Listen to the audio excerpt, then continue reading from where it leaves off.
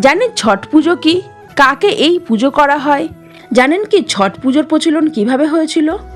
আগে বলি ছট পুজো কি। ছট পুজো হলো সূর্য এবং তার বোন উষা দেবীর পুজো।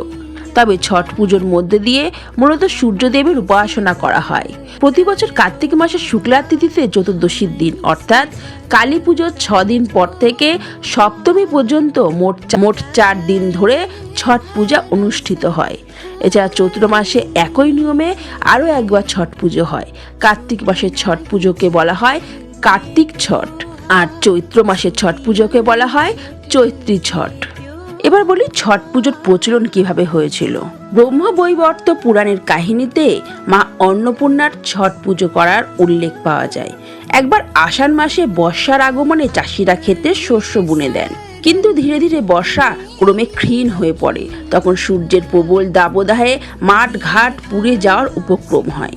চাষিদের ঘরে অন্নাভাব শুরু হয়ে যায়। চাষিরা তখন মা অন্নপূর্ণার শরণ নেন। মা অন্নপূর্ণা উপায় না দেখে সূর্যদেবের ধ্যানে মগ্ন হন, কিন্তু সূর্যদেবের ধ্যান করে বিশেষ ফল পাওয়া যায় না। মা অন্নপূর্ণা সূর্যের প্রখর রোদের তেজে জীর্ণ দশা হয়ে যায়। তখন দেবতারা মা অন্নপূর্ণার করুণ দশা দেখে সকলে মিলে সূর্যের শরণাপন্ন হয়। সূর্যদেব তখন মা অন্নপূর্ণাকে কার্তিক মাসের শুক্লপক্ষের ষষ্ঠীতে গঙ্গা তীরে গিয়ে সূর্য উপাসনা করার বিধান দেন।